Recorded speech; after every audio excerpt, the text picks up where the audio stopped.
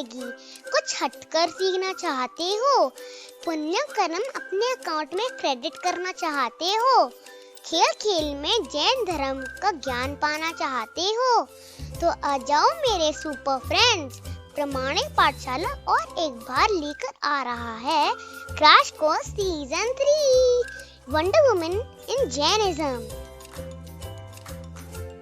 हमने wonder woman की सब पिक्चर्स देखे हैं, पर इस क्रैश कोर्स से हम कुछ ऐसा सीखेंगे जो हमारे जैन धर्म के लिए रिस्पेक्ट और बढ़ा देगा। ये क्रैश कोर्स 3 जनवरी से 8 जनवरी तक है। तब तक हम सभी हॉलीडेज से भी लौट कर आ जाएंगे।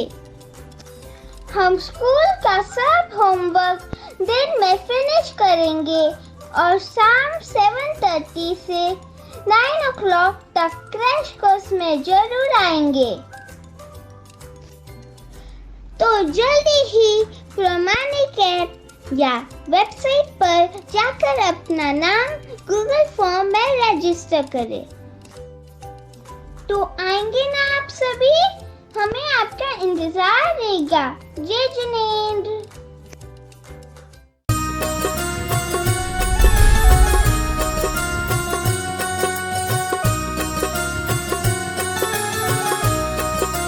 बोलिए आचार्य भगवान संत शिरोमणि विद्यासागर जी महाराज की जय। परम पूज्य मुनि श्री प्रमाण सागर जी महाराज की जय। परम पूज्य मुनि श्री अरह सागर जी महाराज की जय।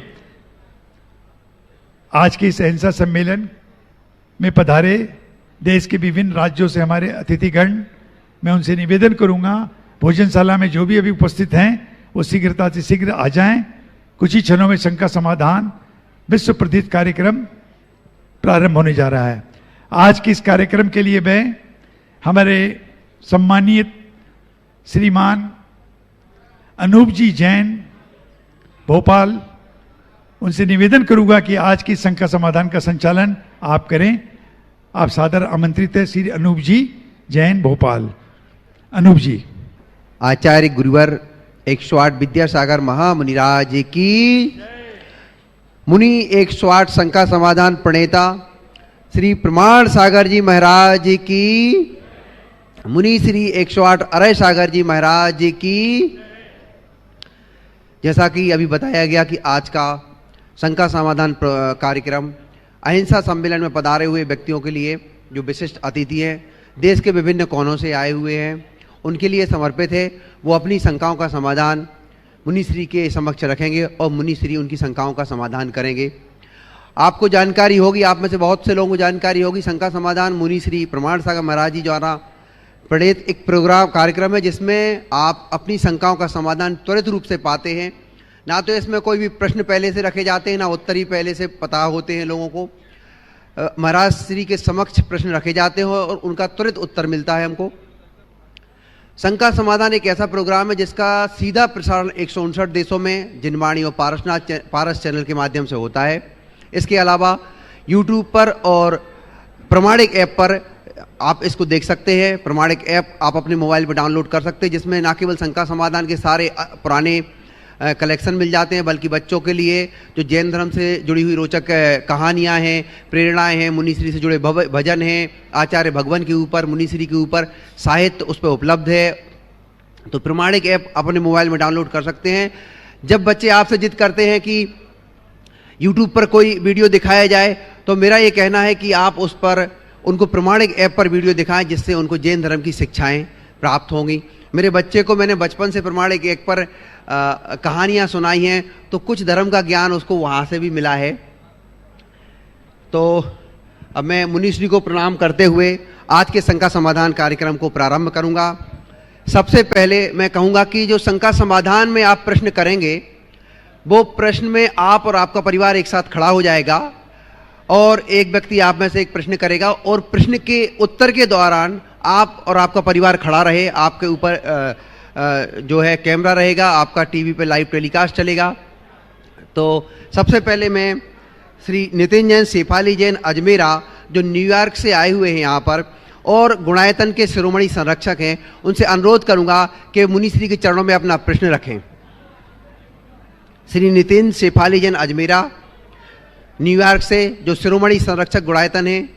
नमोस्तु गुरुदेव, नमोस्तु गुरुदेव, नमोस्तु गुरुदेव, नमोस्तु महाराज श्री। हम 3 दिन से यहाँ पर हैं और यहाँ की सारी कार्य विधियों को देख रहे हैं और उसमें उत्साहित से सम्मेलन में भाग ले रहे हैं।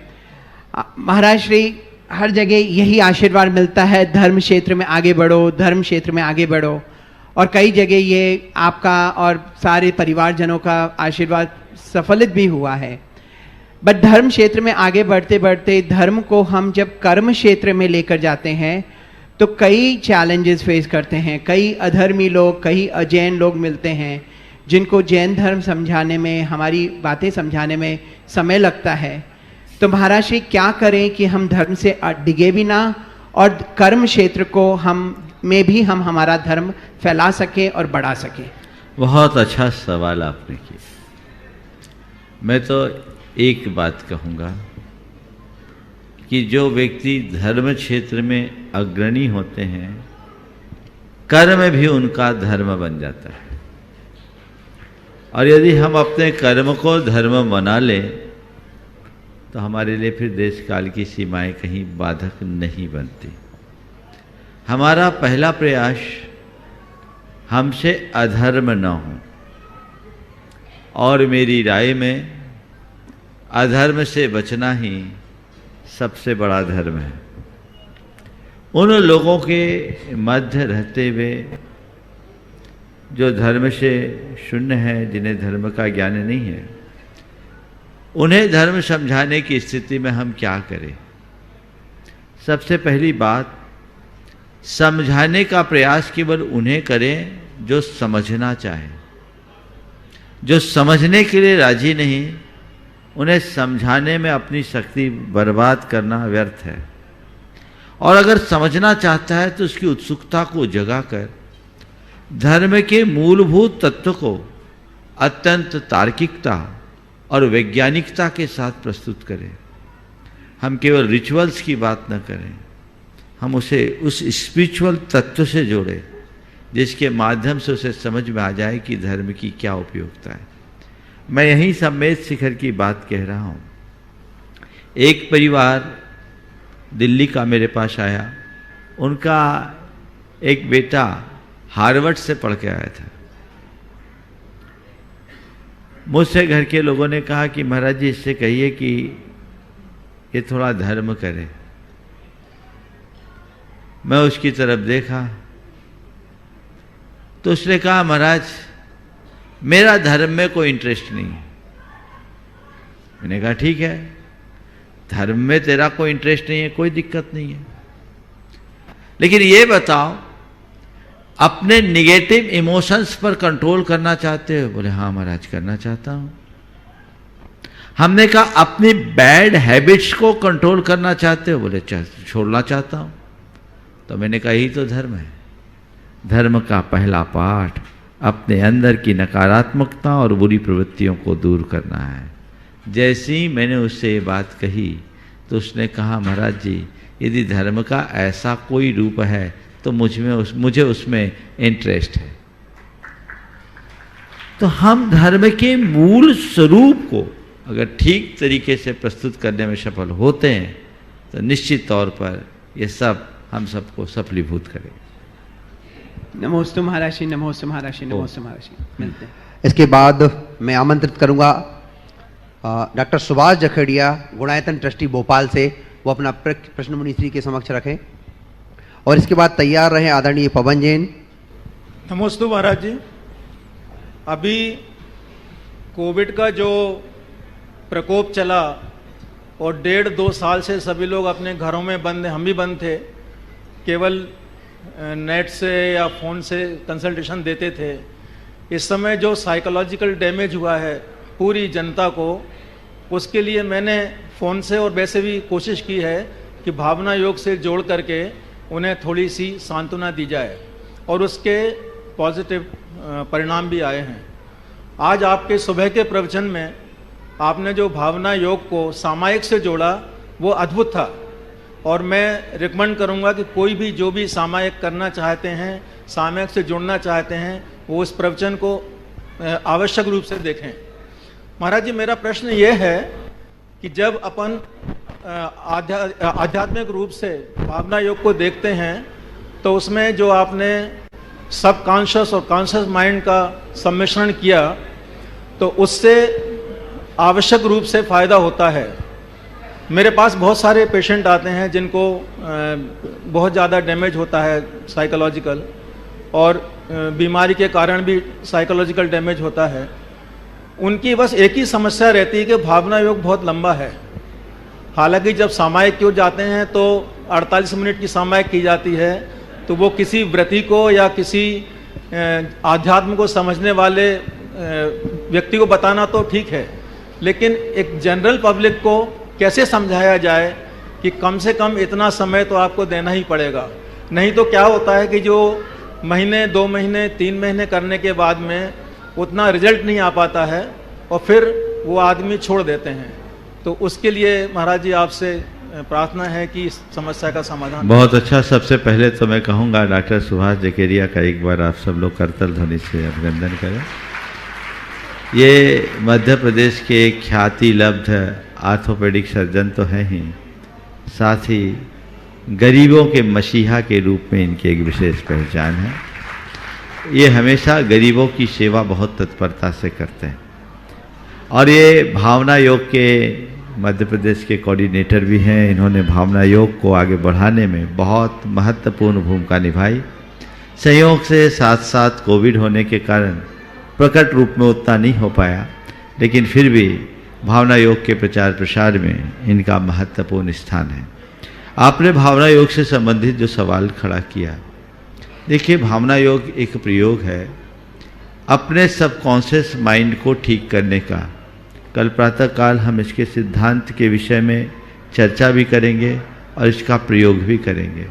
लेकिन जहाँ तक भावना योग का सवाल है, हम अपने सबकॉन्शियस माइंड को 10-5 मिनट के कमांड से ठीक नहीं कर सकते। शुरुआती दौर में हमें उसका लंबा अभ्यास करना होगा और फिर दिन भर उसकी धुन होनी होगी, तब जीवन में बदलाव होगा। बहुत लोग हैं जहाँ उपस्थित होंगे जिनके भावना योग के अपने एक्सपीरियंसेस होंगे, जिन्होंने नियमित तरीके से भावना योग किया है, उन पर बहुत आश्चर्यकारी प्रभाव पड़ा है। लेकिन जो लोगों ने नहीं किया उनकी स्थिति अलग है।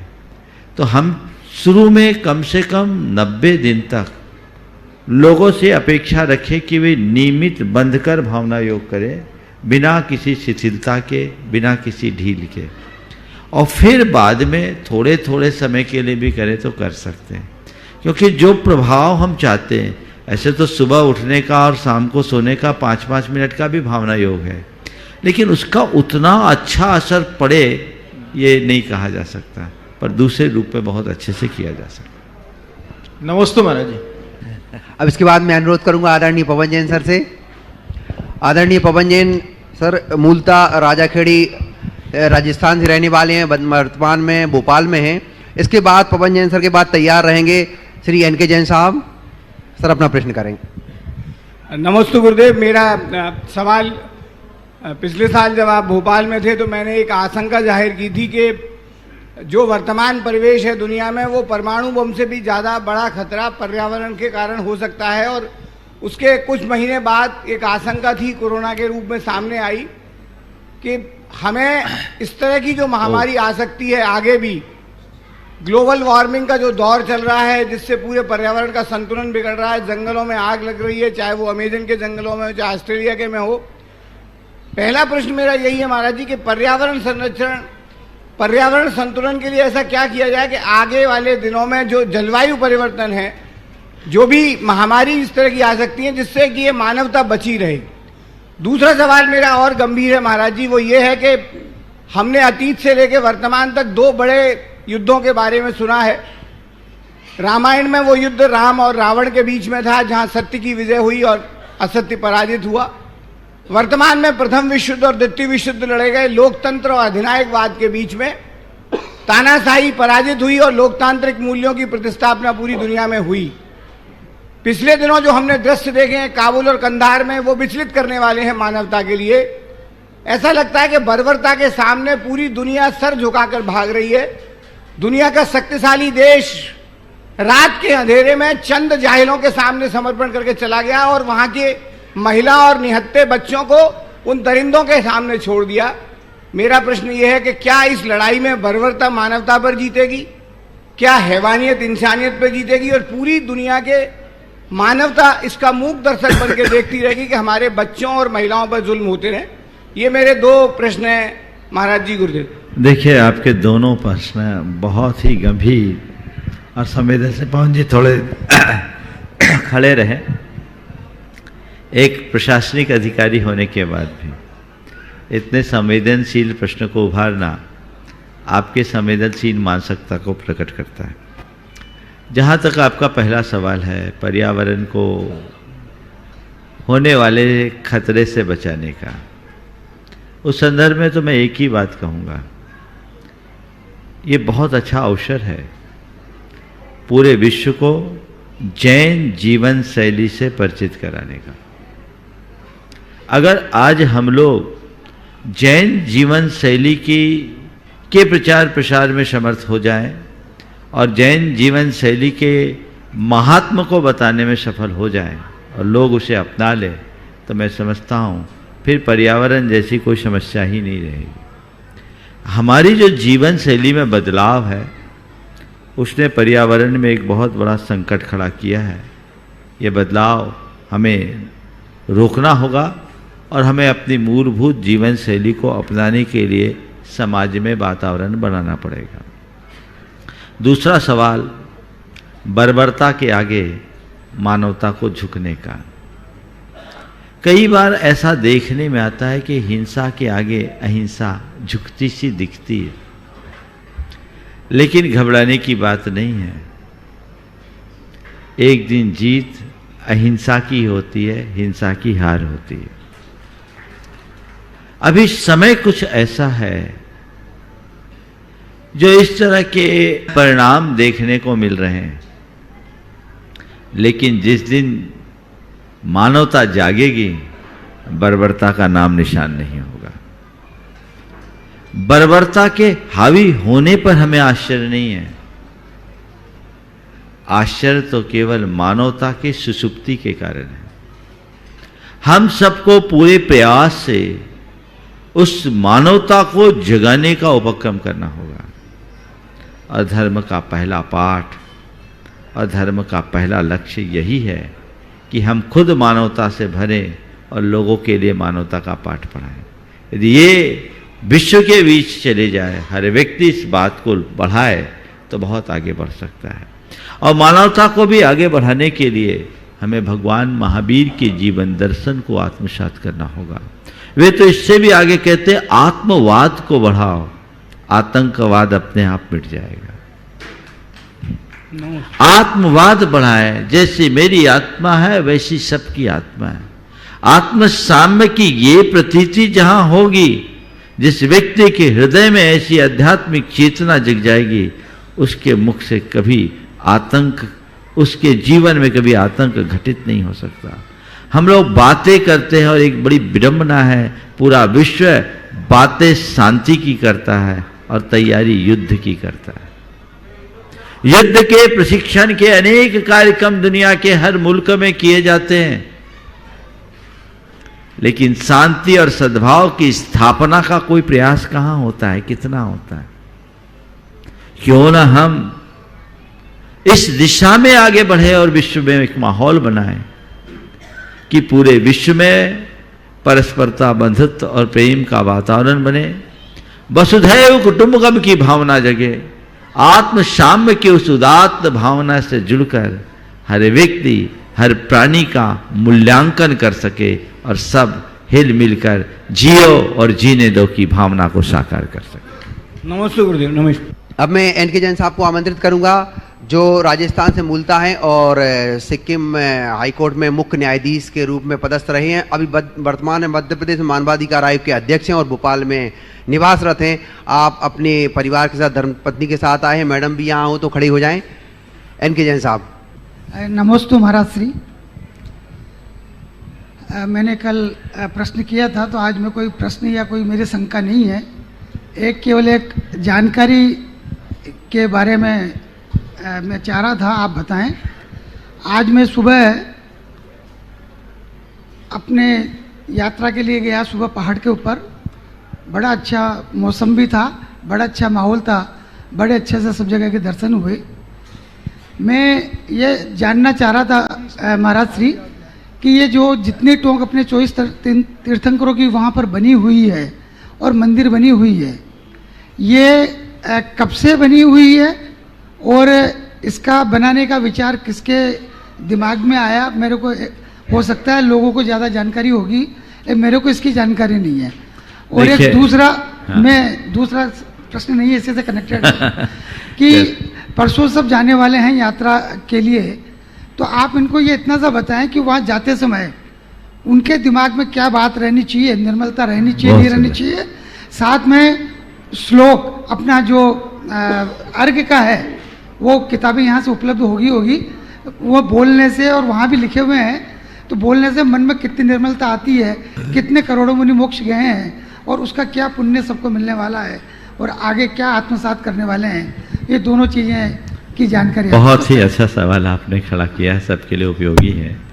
जहाँ तक पहला सवाल है कि ये टोंक कब से बने, इन टोंकों का इतिहास लगभग 250 साल पुराना है, ज़्यादा पुराना नहीं। और इनके विषय में ऐसा कहा जाता है कि एक बार कोई भट्टारक जी या यति जी आए, एक किंवदंती है, उन्होंने 20 तीर्थंकरों के नाम की पर्ची उड़ाई मंत्र पढ़कर, और जो पर्ची जहाँ गिर गई वहाँ से उन भगवान की टोंक बना दी गई। अच्छा, स्वर्णभद्र कूट पार्श्वनाथ भगवान का बिल्कुल नियत है। अब बाकी टोंक कहाँ थे? अगर हम अजितनाथ भगवान की टोंक की जगह को देखते हैं तो 450 धनुष की तो उनकी अवगाहना थे, वो उसी जगह में तो बैठ भी नहीं पाएंगे। पर उनके काल में ये पर्वत बहुत ऊंचा था, ये दिनों दिन इसका क्षरण हो रहा है, ये अवशिष्ट पहाड़ है, दिनों दिन क्षीण हो रहा है, और पंचम काल के अंत में ये एकदम भूतल में समा जाएगा, एकदम चकनाचूर हो जाएगा। फिर जब नया काल प्रवर्तन होगा तो उठेगा। तो स्थान शाश्वत है, पहाड़ शाश्वत नहीं है। तो ऐसी चर्चा है।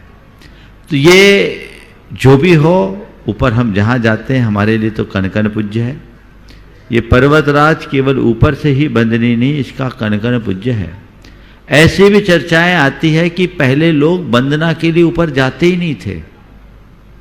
जैसे कैलाश यात्रा के समय लोग कैलाश पर्वत की परिक्रमा करते हैं, वैसे ही इस पर्वतराज की परिक्रमा को ही उसकी वंदना कर मानते थे, क्योंकि पर्वतराज को हम इतना पूज्य मानते थे कि वंदना के क्रम में पैर रखना भी पाप समझते थे। तो ये व्यवस्थाएं थी। आज हम सब वंदना करने जाते हैं, आप लोग भी वंदना करने जाएंगे। क्या भाव लेकर जाएं? सबसे पहली बात, आप अपने मन में ये भावना रखें कि मैं इस धरती के पवित्रतम स्थल पर जा रहा हूं। ये सिद्ध निषीधिका है। क्या नाम है इसका? सिद्ध निषीधिका। निषीधिका उसे बोलते हैं जो नियम से सिद्धि का कारण हो, निषीधिका।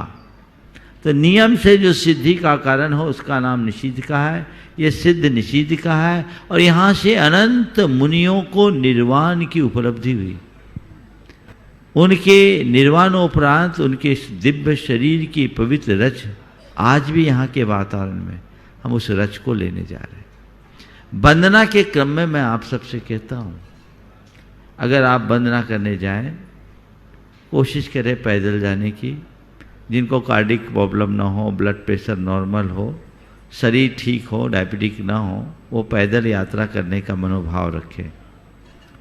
और जब जाएं तो इस संकल्प के साथ जाएं कि जब तक मैं शिखर पर नहीं चढ़ूंगा तब तक कहीं नहीं बैठूंगा। थक जाएं तो लाठी के सहारे अपने सांस को सामान्य बना लें और अपनी चाल में चले, किसी दूसरे से होड़ न करें। मन ही मन ओम ह्रीम नमः की मानसिक जाप, और मन में मुझे चढ़ना है रखिए। कब ऊपर पहुंच जाओगे आपको पता ही नहीं लगेगा।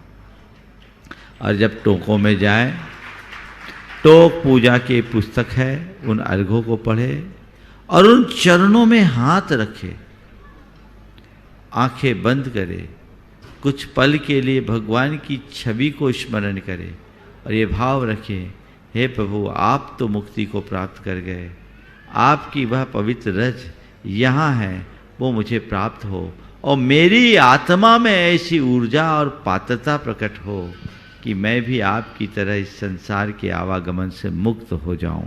देखिए आपको क्या भाव विशुद्धि बढ़ती है। इस तरीके से वंदना करना बहुत आनंददायी होगा। नमोस्तु महाराज जी। इसके बाद जयंत नायटा जो दिल्ली से हैं वो अपना प्रश्न रखेंगे और मुकेश गाड़िया जैन तैयार रहेंगे अगले प्रश्न के लिए अपने परिवार के साथ। जयंत नायटा जैन जो हमारे अहिंसा सम्मेलन में शामिल हुए नए सदस्यों में से एक हैं, वो अपना शंका मुनिश्री के समक्ष रखेंगे। नमोस्तु गुरुदेव।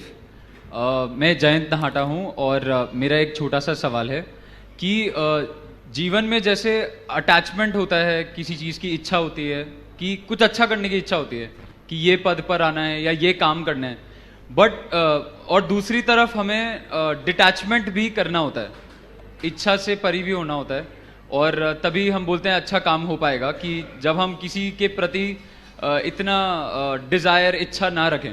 तो ये दोनों चीज़ें कैसे एक साथ एक ही ज़िंदगी में पॉसिबल है कि आप कामना भी करें कुछ अच्छा बनने की, कुछ एक पद पे आने की या कुछ अच्छा काम करने की और किसी का भला करने की, और अटैचमेंट भी ना करें उस चीज़ में। देखिए दो चीज़ें हैं, एक कामना, एक है आसक्ति। खड़े रहें नाटा जी। एक है कामना और एक है आसक्ति, दोनों में बुनियादी अंतर है। मैं कुछ पाऊं, मैं कुछ बनूं, ये मेरे मन की कामना है और इस कामना ने ही मनुष्य को कर्मठ बनाया है। अगर मनुष्य के अंदर इस तरह की इच्छा नहीं होती तो वो कोई कर्म नहीं करता और कर्मण्य नहीं बन पाता, वो कोई प्रयास नहीं कर सकता। तो कामना होना, चाह होना, विल का होना बुरा नहीं है। मैं कुछ करूं ये इच्छा होनी चाहिए। हम साधु भी बने हैं तो इसीलिए बने हैं कि हमें अपना कल्याण करना है। मेरे हृदय में ये इच्छा नहीं होती कि मुझे कल्याण करना है तो मैं साधु नहीं बन पाता। तुम्हारे हृदय में ये इच्छा नहीं होती कि मुझे यूपीएससी कॉन्टेस्ट करना है तो आज तुम सिलेक्ट नहीं हुए होते। सही है ना? लेकिन इच्छा करना, उसके लिए प्रयास करना और पूर्ण प्रयास करना ये ठीक है, लेकिन उपलब्धियों में अभिमान और अनुपलब्धि में हीनता ये आसक्ति का परिणाम है। इससे बचो। अब मैं आईएएस बन गया। आईएएस बने हो? क्या बने हो? यस सर, आईएएस बन गया। आईएएस बन गया ये मेरी उपलब्धि है, लेकिन इस उपलब्धि में आसक्ति नहीं जुड़नी चाहिए, इसका अभिमान नहीं होना चाहिए। और तुम्हारे साथ बहुत ऐसे होंगे जो नहीं बन पाए, उनसे मैं कहता हूं उनके मन में हीनता नहीं आनी चाहिए। क्यों? क्योंकि मेरे हाथ में केवल प्रयास है, परिणाम नहीं। मैं जो चाहूं वो मैं करूं, उसमें पूरी ताकत झोंकूं, ये मेरे हाथ में है। पर मैं जो चाहूं वो पा ही जाऊं, ये मेरे हाथ में नहीं है। तो क्या करूं? जो मैं चाहूं उसे पाने के लिए प्रयास करूं, और न मिले तो जो मिला है उसे चाहना शुरू कर दूं, जीवन धन्य हो जाएगा। समझ गए? इसके बाद मैं मुकेश जैन गाड़िया को आमंत्रित करूंगा, जो इस अहिंसा समूह और सम्मेलन के सूत्रधारों में से एक हैं। आज इनकी फ्लाइट थोड़ी सी लेट थी और कोहरे के कारण ये विलंब से पहुंचे। मुकेश जैन गाड़िया अपना प्रश्न रखें और इसके बाद तैयार रहेंगे श्रीमान केसी जैन साहब अपने प्रश्न के लिए। नमस्ते गुरुदेव। मैं मुकेश जैन, मेरे साथ धर्मपत्नी मोनिका जी गादिया हैं। हम लोग बैंगलोर से आए गुरुदेव आपके दर्शन के लिए। गुरुदेव, एक मेरा प्रश्न था जैन दर्शन से रिलेटेड, कि जैसे बचपन से और स्कूल में हम लोग काफ़ी दूसरे धर्म ग्रंथों के बारे में पढ़ते हैं, जाना है और काफ़ी चर्चा में भी सुनने को मिलता है। लेकिन हमारे आगमों के बारे में इतना कहीं पे भी इतना मेंशन नहीं है गुरुदेव। तो इसका कुछ क्या कारण, इसमें कुछ हमारी कमी है? क्योंकि ऐसा लगता है कि हमारे आगम में बहुत सारे पावर्स है, perhaps one of the most powerful. तो इसका क्या हम लोग आगे क्या कर सकते हैं? और श्रावक के लिए आगम को समझना इज इट वो सिंपल है या बहुत कठिन है गुरुदेव? यही मेरा प्रश्न। बहुत ही अच्छा सवाल किया है और ये हम सब के लिए बहुत सोचनीय भी है। जैन तत्व ज्ञान में जितनी व्यापकता है उसे उस तरीके से प्रस्तुत नहीं किया गया। लोगों ने सांप्रदायिक अभिनिवेशवश जानबूझकर जैन धर्म के मूलभूत तत्वों की गलत व्याख्या की और उसका शिकार हमारी पूरी परंपरा बनी। मैं कल की ही बात कह रहा हूँ। कल मेरा एक प्रबोधन था ऋषिहुड यूनिवर्सिटी के तत्वावधान में, जो यूजीसी और ऋषिहुड यूनिवर्सिटी के तत्वावधान में फैकल्टी डेवलपमेंट का एक कार्यक्रम था, भारतीय ज्ञान परंपरा, इंडियन नॉलेज सिस्टम। उसमें मैंने जब ये बात कही कि जैन धर्म परम आस्तिक धर्म है, परम आस्तिक दर्शन है, तो मेरे पास सवाल आए कि अभी तक तो हम लोगों ने जितनी भी किताबें पढ़ी है उसमें जैनों को नास्तिक कहा जाता है, क्योंकि लोगों ने लिखा है ऐसा और जानबूझ के लिखा है, जबकि ये बात पूरी तरह निराधार और एक परंपरागत भ्रम है।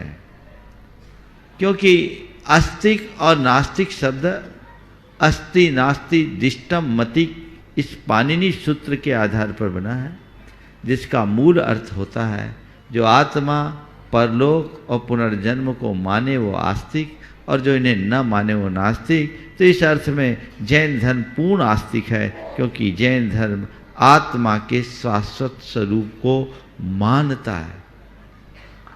लोगों को आश्चर्य हुआ, उन्होंने एक्सेप्ट भी किया और इस बात का मैंने फिर कोट भी किया कि डॉक्टर मंगलदेव शास्त्री ने इसको सबसे पहले उल्लेख किया। तो कहने का तात्पर्य यह है कि बहुत सारी चीज़ें ऐसी हैं जो लोगों ने मूलभूत जैन ग्रंथों को पढ़े बिना अथवा पढ़ने के बाद भी सांप्रदायिक अभिनिवेश से प्रेरित होकर हमारी बातों को गलत तरीके से प्रस्तुत किया और वही आज पाठ्यक्रमों में पढ़ाया जाता है। अब समाज में एक बहुत बड़ा बदलाव आया है। ऐसे मौके में हमें चाहिए कि हम लोगों को उत्प्रेरित करें और अपने मूलभूत सिद्धांतों को लोगों तक पहुंचाएं। हम लोग अपने आगमों को ठीक तरीके से प्रचारित करने में सफल नहीं हुए। यदि आज वो हम प्रारंभ करते हैं तो मैं मानता हूँ वह बहुत जल्दी ही लोगों तक जाएगा। और वर्तमान का समय एक बहुत अच्छा समय है। ये संचार क्रांति का युग है। संचार के बहुत सारे माध्यम हैं। हम उन माध्यमों से जैन धर्म के मूलभूत तत्वों को जन जन तक पहुंचाकर बहुत बड़ा बदलाव घटित कर सकते हैं। नमस्ते गुरुदेव। मैं केसी जैन साहब को आमंत्रित करूंगा। उसके लिए अगले क्रम में बता दूं, दामिनी दिवाकर तैयार रहेंगे अपने प्रश्न के लिए। केसी जैन साहब जो हमारे अहिंसा समूह के वरिष्ठ सदस्यों में से एक हैं, हमारे मार्गदर्शक रहते हैं। आप अपने प्रश्न रखें। पूज्य गुरुदेव, जैन धर्म संभवतः एक अकेला ऐसा धर्म है जो अहिंसा पर बहुत ही सूक्ष्मता से विचार करता है। कम से कम मेरे संज्ञान में ऐसा कोई दूसरा धर्म नहीं है जहां अहिंसा पर इतनी सूक्ष्मता से विचार हुआ हो। उसका दूसरा पक्ष यह भी है और बड़ा सबल पक्ष है कि हिंसा और अहिंसा की व्याख्या करने में वह कोई अपवाद स्वीकार नहीं करता। वह आवश्यक हिंसा को भी हिंसा मानता है और अनावश्यक हिंसा का तो हिंसा मानता ही है, कोई अपवाद स्वीकार नहीं करता। जो कुछ भी मान्यता है वह परिस्थिति जन्य नहीं है, शाश्वत है। कठिनाई यह है कि जैन परंपरा में आस्था रखने वाले व्यक्तियों की संख्या घटती चली जा रही है। यह पूरे विश्व का परिदृश्य है कि जहां संपन्नता है और जहां शिक्षा है उनकी संख्या घटती चली जा रही है और उसमें संभवतः जैन परंपरा के लोग सबसे आगे आते हैं। और जिस तेजी से उनकी संख्या घट रही है तो फिर ये अहिंसा और शांति का यह जो प्रतीक है और यह संदेश है, यह संदेश फिर कहाँ जा पाएगा? बहुत ही गंभीर सवाल आपने उपस्थित किया है और ये हर जैन के लिए चिंतनीय। जैन रहेंगे तभी जैनत्व रहेगा, और जैनत्व को बचाए रखने के लिए जैन को बचाए रखना हमारी पहली कोशिश होनी चाहिए। जैनों की संख्या दिनों दिन घट रही है। आज टोटल फर्टिलिटी रेट जैनों की सबसे न्यून है। आपने मध्याह्न में भी इस बात को कहा था कि 50 साल में हम आधे हो जाएंगे, बल्कि उससे पहले भी आधे होंगे। ये बहुत चिंतनीय है। जैन समाज प्रबुद्ध है, लेकिन प्रबुद्ध होने के साथ साथ उन्हें इस बात का भी ध्यान रखना चाहिए कि अच्छे लोगों की संख्या निरंतर बनी रहे, और इसमें हमें 4 स्तर पर काम करना चाहिए। पहली बात, जो जैन हैं वे जैन बने रहें, उनमें भटकाव ना आए। हमारे बहुत सारे जैन भाई ऐसे हैं जो जैन होने के बाद भी भटक रहे हैं। आज से कुछ दिन पहले एक सज्जन मेरे पास आए थे जो एक उच्चाधिकारी के पद से रिटायर हुए, और उनके मित्र उन्हें जबरदस्ती यहाँ किसी तरह लेके आए। उन्होंने यहाँ आकर के बोला, महाराज जी एक लंबे अंतराल के बाद में जाना कि जैन क्या होता है। बहुतों के साथ ऐसा होता है, बहुतों में भटकाव है। उस भटकाव के कई कारण होते हैं, पारिवारिक कारण, सामाजिक कारण, आर्थिक कारण, या अन्य भी कई कारण हैं। हमें उन कारणों का निवारण करके सर्वप्रथम उस भटकाव को रोकने का प्रयत्न करना चाहिए। दूसरी बात, जो जैन हैं वे अपनी परंपरा की वृद्धि के लिए निरंतर प्रयत्नशील रहे। आज ज़्यादातर जैन सब प्रबुद्ध हैं। पहले तो 2 तक सीमित थे, अब 1 ही में अटकने लगे हैं। ये एक बहुत अच्छे लक्षण नहीं है। और आपने एक बात कही कि संपन्न लोगों की संख्या कम हो रही है। मैं इसे पलट रहा हूँ, मैं इसे इसलिए कह रहा हूँ, अच्छे लोगों की संख्या कम हो रही है। और अगर ऐसा होगा तो समाज में बहुत बड़ा असंतुलन खड़ा होगा, जो पूरी मानवता के लिए एक बहुत बड़ी त्रासदी का रूप ले सकता है। उस तरफ भी हम सबको ध्यान देना चाहिए। प्रबुद्ध जनों की संख्या, अच्छे लोगों की संख्या बनती रहनी चाहिए, बढ़ती रहनी चाहिए, और वह केवल आपके डीएनए से होगा, दूसरों से नहीं। तो संतति के विकास के लिए उदासीनता नहीं, तत्परता होनी चाहिए। जो आज की जनरेशन में हो रही है वो ठीक नहीं है।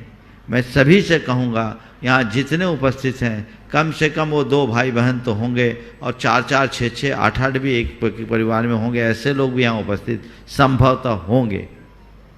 लेकिन हमारा पालन पोषण हो गया ना। जब हमारे माँ बाप ने 4-6 को पाल लिया, तो क्या तुम 2 को नहीं पाल सकते? तुम्हें सोचना है। ये इस पर भी ध्यान देना चाहिए। संतति की वृद्धि कैसे हो। तीसरे चरण में हमें जैन धर्म को व्यापकता से प्रचार प्रसार करके जो जैन नहीं हैं उन्हें जैन धर्म की ओर आकर्षित करना चाहिए, और उन्हें जैनत्व से जोड़ना चाहिए, ताकि उनके हृदय में अहिंसा का बीजारोपण हो और वो जैन धर्म को जन जन तक, आने वाली पीढ़ियों तक पहुंचा सके। और चौथा, ऐसे लोग जिनमें जैनत्व से भटकाव हो गया है उन्हें हम पुनः वापस लौटाएं, वो उपक्रम प्रारंभ करें, तो आज फिर से वो अहिंसा के क्षेत्र में आगे बढ़ सकते हैं। हम लोग चारों चरण में ध्यान दें। हम लोग कहीं ना कहीं कमी रखते हैं। भटकाव को रोकने का हमारा प्रयास नहीं, संतति की वृद्धि के प्रति उदासीनता है, और जो भटक गए हैं उनको वापस लौटाने का हमारा कोई प्रयास नहीं। तो आखिर रास्ता क्या होगा? गया सो गया, ऐसा नहीं। अगर एक आदमी भी भटकता है तो उसकी हमें हार्दिक पीड़ा होनी चाहिए, उसे वापस लौटाकर मार्ग में स्थिर करने का प्रयत्न करना चाहिए। यही तो सम्यक दर्शन का स्थितीकरण अंग है। यदि इन चारों उपायों को हम आत्मसात करते हैं तो मैं समझता हूँ फिर आने वाला समय हमारा अपना होगा। और अगर हम इन्हीं में उदासीन होंगे तो कल यही होगा, हमारे मंदिर रहेंगे पर उनकी पूजा करने वाला कोई नहीं रहेगा। मंदिर हमारे होंगे, कब्जा किसी और का होगा। हमारा धर्म, हमारी संस्कृति, हमारी परंपरा सब कुछ छिन्न भिन्न हो जाएगी। हमें जिन शासन के इस रथ को पंचम काल के आखिरी समय तक लेकर के जाना है, ये जवाबदेही हमारी अपनी है, सबकी है कि हम इस परंपरा को आगे बढ़ाएं और उसके लिए अपने स्तर पर जो कुछ भी किया जा सके तत्परता के साथ करें। नमोस्तु महाराज जी। महाराज जी, बहुत ही उत्तम तरीके से आपने व्याख्या की है। अंकुश जैन महाराज जी। हाँ हाँ महाराज जी, इसी से जुड़ा हुआ एक सवाल है कि कोई तरीका हो सकता है जिससे हम दिगंबर, श्वेतांबर और दिगंबर में भी ये 13पंथी 20पंथी एक खत्म कर सकें? जैन समुदाय यदि एक हो जाएगा तो जो आप बोल रहे हैं वो संभव हो सकता है। देखिए, दिगंबर, श्वेतांबर, 13पंथी स्थानक वैसे एक कर सकें, ये न भूतो न भविष्यति। मैं कहता हूँ ये एक नहीं हो तो भी हमें कोई परवाह नहीं। दिगंबर दिगंबर रहे, श्वेतांबर श्वेतांबर रहे, 13पंथी रहे, स्थानकवासी रहे, मूर्ति पूजक बने रहे, पर अपने मंदिर, मूर्ति, पूजा घर, उपासरे तक। बाहर तो जैन हो जाओ, सब काम हो जाएगा। हम जैन हैं, ये पहली बात।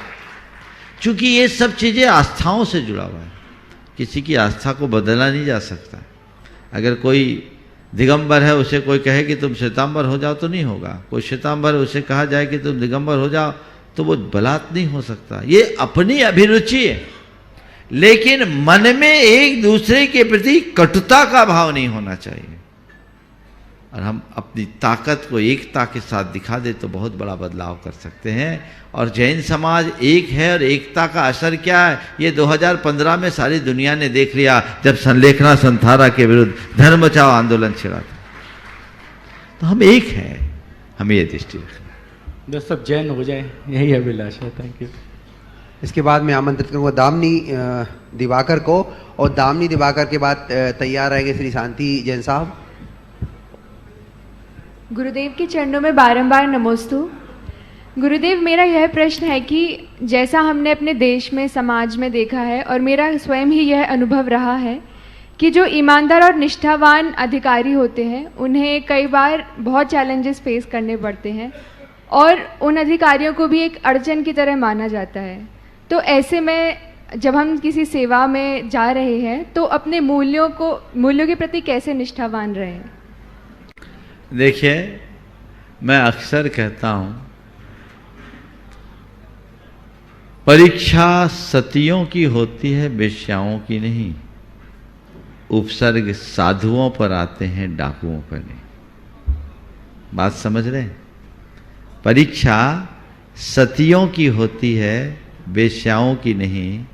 उपसर्ग साधुओं पे आते हैं, डाकुओं पर नहीं। चैलेंजेस ईमानदारों पर होते हैं, भ्रष्टों पर नहीं। अगर आप ईमानदार हैं तो ईमानदारी से उस चैलेंज को स्वीकार करें। आपको व्यवस्था के विरुद्ध खड़े होने के लिए तैयार होना पड़ेगा, और उसके लिए जो कुछ भी उत्सर्ग करना है वो करना होगा। दो तरह का रास्ता है, एक श्रेय का और एक प्रेय का। ये श्रेय प्रेय क्या है? श्रेय वो जिसमें कल्याण हो पर कष्ट हो, और प्रेय वो जिसमें सुविधा हो पर मंजिल ना हो। हम किसको चुनना चाहेंगे? कंप्रोमाइज कर लो, समझौता कर लो, बहुत अच्छा होगा, बहुत अच्छी पोस्टिंग होगी, सब जगह आपकी सारी व्यवस्थाएं बनी रहेगी, और वारे न्यारे हो जाएंगे चाहे जैसा करोगे। ये भी एक पार्ट है, ये प्रेय है, लेकिन इसमें अपने दामन में दाग लगाना होगा। और दूसरा है, अगर ईमानदारी से जीना है, अपने मूल्यों पर स्थिर होकर जीना है, तो हम जिएंगे, संघर्ष करेंगे, चुनौतियों का सामना करेंगे। किसी ऊंची पहाड़ी पर चढ़ना हो, पत्थरों के ऊपर चढ़ना हो, तो हमें एक एक पैर संभल कर रखना होता है, क्योंकि एक पैर भी चूका तो सीधे नीचे।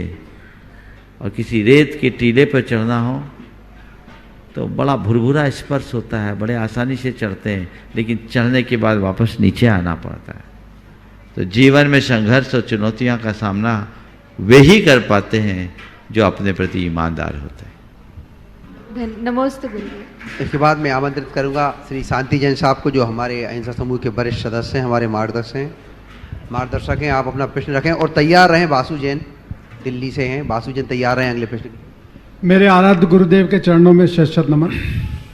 गुरुदेव, वैसे तो शंका समाधान और सुबह जिनवाणी पे प्रवचन के माध्यम से काफ़ी कुछ हमारी शंकाओं का समाधान लगातार हो रहा है, ज्ञान में वृद्धि हो रही है। जाने अनजाने में जब कोई गलती हो जाती है या कोई पाप हो जाता है तो तुरंत पश्चाताप के भाव आ जाते हैं। जब भावना योग करते हैं तो प्रतिक्रमण और प्रत्याख्यान भी हम कर लेते हैं। लेकिन गुरुदेव, जब हमें ये ज्ञान नहीं था या ये ज्ञान कम था और उस समय भी हमने कई सारी ऐसे पाप किए, ऐसे गलतियां की। उदाहरण के लिए हम जैसे हिट का इस्तेमाल किया और मच्छरों को मारा, या हमने कोई ऐसी चीज़ इस्तेमाल की और जिससे प्राणियों का संहार हुआ या किसी के दिल को हमने ठेस पहुंचाई, तो उन पुरानी गलतियों का प्रायश्चित कैसे करें? अभी तो हम कर लेते हैं गुरुदेव। देखिए, अज्ञान दशा में किए गए पाप ज्ञान के साथ पश्चाताप करने में नष्ट हो जाते हैं। आप तो इस जन्म के पाप को दोहरा रहे हैं। थोड़ा और पीछे जाओ, हमारा इतिहास तो पापमय हुआ। तो हमारी साधना कहती है, जो खो गया उसको भूल जाओ, जो रह गया उसे बचा लो। हमने अभी तक पाप किया, आज मेरे मन में पश्चाताप है और इतना ही हम तय कर ले कि अब उस रास्ते पे नहीं जाएंगे, तो हमारा उद्धार सुनिश्चित है। पर संचित कर्मों को कैसे काटेंगे महाराज? बस अज्ञान पूर्वक बांधे गए कर्म को ज्ञान के एक पल में नष्ट किया जा सकता है, ये ताकत है। नमस्ते गुरु। नमस्ते। इसके बाद बासु जैन जो दिल्ली से हैं, हमारे अहिंसा समूह के नए सदस्यों में से एक हैं, और तैयार रहेंगे ज्ञानचंद जैन। नमस्ते महाराज जी। महाराज जी, मेरा प्रश्न ये है कि हमें जब कभी सफलता मिलती है, मतलब कुछ भी सफलता मिले, तो कई बार हमारे मन में मान का भाव या ऐसा कुछ प्राइड फीलिंग आ जाती है। कभी कभार हमें समझ आ जाता है और बहुत बार ऐसा होता है हमें समझ ही नहीं आता है कि हमारे अंदर ऐसा मान कषाय या फिर प्राइड फीलिंग आ रही है। तो सबसे पहले ये कि अगर ऐसा कुछ है तो हम उसे जाने कैसे कि ऐसा कुछ मान कषाय हमारे अंदर आ रहा है तो। और दूसरा, अगर हम स्पॉट कर ले, हमें पता लग जाए, तो हमें क्या करना चाहिए कि हम उस कषाय की मंदता कर पाएं? बहुत अच्छा सवाल आपने किया। अभी आपका भी प्रशासनिक सेवा में चयन हुआ है? जी महाराज। क्या बने हो? IAS महाराज। IAS बने इसी 2020 में? जी महाराज जी, आप ही का आशीर्वाद। बहुत सुंदर। प्राशु नाम है ना? बाशु। बहुत सुंदर।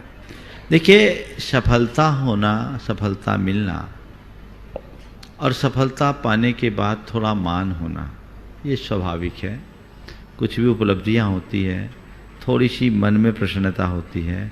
जैसे अभी मैं थोड़ी सी तारीफ कर दूं कि बासु बहुत अच्छा लड़का है, चेहरा खिल गया, खिल गया ना? ये स्वाभाविक है, इसमें मैं बुराई नहीं मानता। उपलब्धियों पर अगर यत्किंचित प्रसन्नता और संतुष्टि होती है तो तब तक स्वीकार है, जब तक खुद को उच्च मानने के क्रम में बाकी को तुच्छ गिनना ना शुरू हो। मैं आज एक IAS बना हूं, अच्छी बात है। दुनिया में बहुत थोड़े लोग बन पाते हैं। मेरे ख्याल से एक टर्म में 50-60 ही IAS होते होंगे, उतने ही होते होंगे ना? क्यों राहुल जी? हाँ, 50-60 कितने होते हैं? General category. हाँ, 70। जनरल में 72 जो भी हो, बिलो 100। तो मैं उनमें शामिल हुआ हूं, एक अचीवमेंट है। लेकिन मैं IAS बन गया हूं तो अपने आप को IAS, ऐसा IAS मानने लगूं कि अपने भीतर इंसान ही ना रहने दूं, तो मेरा पतन है। मैं IAS बना हूं तो IAS बाद में हूं, एक इंसान पहले हूं। और इंसानियत की दृष्टि से IAS बाद में हूं, एक इंसान पहले हूं, और इंसानियत की दृष्टि से मैं और इस धरती पर रहने वाला हर इंसान समान है, बराबर है। मुझे उन सब का मूल्यांकन करना, इतनी समझ अपने अंदर बनी रहे तो समझना मेरे अंदर मान नहीं है। लेकिन मैंने अपने आप को कुछ विशेष मान लिया तो गया। मैं मुनि हूं, इसकी प्रतीति कोई बुरी नहीं है, लेकिन मैं मुनि हूं, इस दुनिया का बड़ा प्रसिद्ध मुनि हूं, सर्व प्रसिद्ध मुनि हूं, मेरे आगे कोई लगते नहीं, लाखों मेरे अनुयायी और श्रद्धालु हैं, ये मेरे भीतर आ गया ना, मैं गया। समझ गए बात को? तो मैं जो हूं, लेकिन उसके पहले मैं क्या हूं? अपनी वास्तविकता को कभी मत भूलना। दुनिया में चाहे शिखर पर भी क्यों न चढ़ जाओ, जमीन को कभी मत भूलना, अभिमान कभी नहीं आएगा। नमस्ते महाराज। हाँ, इसके बाद श्री ज्ञानचंद जैन। ज्ञानचंद जैन अपने परिवार के साथ हैं तो खड़े हुए। ज्ञानचंद जैन। नमोस्तु गुरुदेव। मैं हूं और श्रीमती हैं कविता जैन। गुरुदेव, जैन दर्शन के अध्ययन में मेरी काफ़ी रुचि रही है और मैं अक्सर स्वाध्याय करता रहता हूं। तो जैन ज्योग्राफी का जब मैं अध्ययन करता हूं, जैन जो अपना कॉस्मोलॉजी है, करुणानुयोग है, उसका अध्ययन करता हूं और उसको जो मैंने आधुनिक किताबों से ज्ञान प्राप्त किया है या आधुनिक विश्व को जो हम देखते हैं, तो दोनों में बहुत ही मिसमैच होता है, कोरिलेशन नहीं होता है। अभी ये हिमवान पर्वत हिमालय पर्वत ही है, ये विजयार पर्वत कहाँ पे है? भारत क्षेत्र हमारा केवल भारत है, ये पूरा विश्व भारत में है। ये कई सारे चीजें I am not able to reconcile in my mind. तो मैं ये समझ नहीं पा रहा हूँ, क्योंकि मैं अल्प ज्ञानी हूँ, आधुनिक ज्ञान में जो अवेलेबल है काफी अल्प है, और जो जैन करुणानियोग है या जैन जो कॉस्मोलॉजी या विश्व है वो केवली भगवान ने देख के बताया है। तो मैं क्या समझूं और मैं इसको किस तरह से ग्रहण करूं ताकि मेरी आस्था बनी रहे और मेरा स्वाध्याय में एक और दूसरों को समझाने में मैं सफल रहूं। देखिए, इस विषय में मैं सबसे पहले तो ये कहूँगा कि वर्तमान खगोल और भूगोल को जैन शास्त्रों में वर्णित खगोल या भूगोल से जोड़ने का प्रयास करना ही बेवकूफ़ी है। ऐसा करना ही नहीं चाहिए। और जो भी प्रयास कर रहे हैं वो सब द्रावड़ी प्राणायाम कर रहे हैं, उसकी कोई आवश्यकता नहीं। इस कड़ी में मैं एक बात कहता हूं और ये मेरा अपना चिंतन है, यदि इस पर विचार करें तो सब समस्याओं का बड़ा अच्छा समाधान निकल कर आ सकता है। वो क्या है? हमारे शास्त्रों में दो प्रकार की पृथ्वी का उल्लेख है, एक शाश्वत पृथ्वी और दूसरी अशाश्वत पृथ्वी। शाश्वत पृथ्वी वह पृथ्वी जहां काल का कोई प्रभाव नहीं पड़ता, और अशाश्वत पृथ्वी वो पृथ्वी जहां अवसर्पिणी उत्सर्पिणी आदि षट कालों में परिवर्तन होता है। तो काल का जहां प्रभाव है और कालजन्य प्रभाव से परिवर्तन होता है वो अशाश्वत पृथ्वी है। रहस्य की बात यह है कि हमारे शास्त्रों में जो वर्णन है वो शाश्वत पृथ्वी का है, और हम जहां रह रहे हैं वो अशाश्वत पृथ्वी है। भरते रावतियो वृद्धिरासो षट्सम्याभ्याम उत्सर्पिणी अवसर्पिणीभ्याम। तो हमारा ये भरत क्षेत्र अशाश्वत है। तो जो वर्णन हम शास्त्रों में पढ़ रहे हैं वो हमारा है ही नहीं। बहुत गंभीर बात बोल रहा हूं, इसे थोड़ा समझिए। वो वर्णन हमारा है ही नहीं।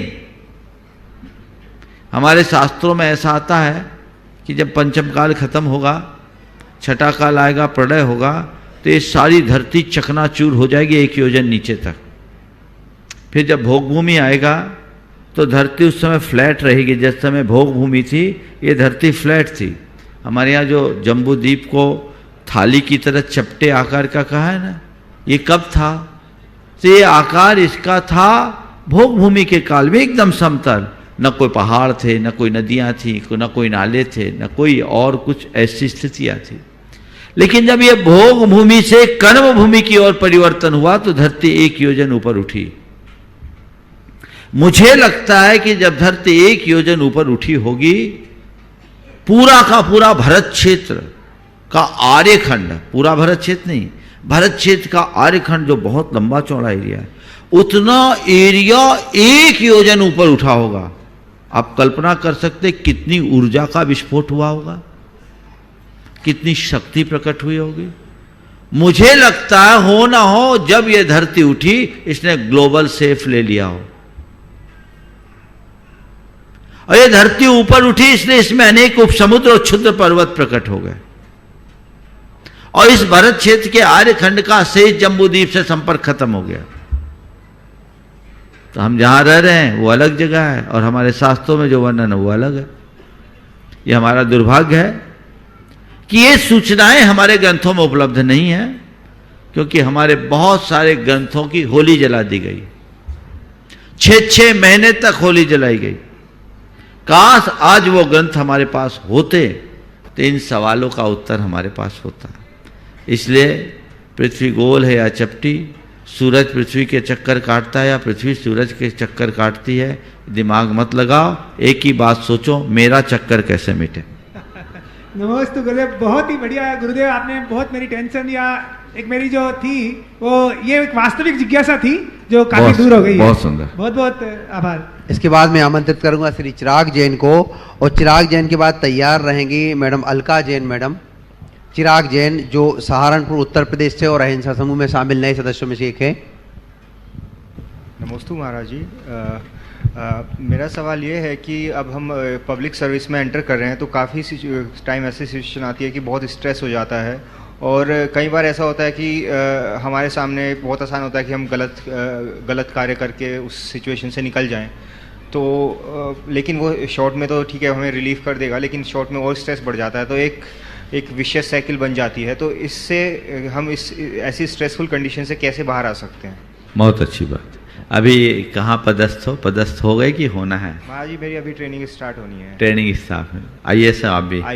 IPS। देखिए बहुत चुनौती भरा कार्य क्षेत्र है, और मैं तो ये कहूँगा इसका सबसे अच्छा उत्तर तो आपके वरिष्ठ जितने भी IPS अधिकारी हैं ना, दो तो बैठे हैं एकदम मेरे सामने ही, SK जैन साहब और पवन जैन साहब, जिन्होंने बड़ी बड़ी चुनौतियों का सामना किया है और अपने आप में स्थिरता रखी।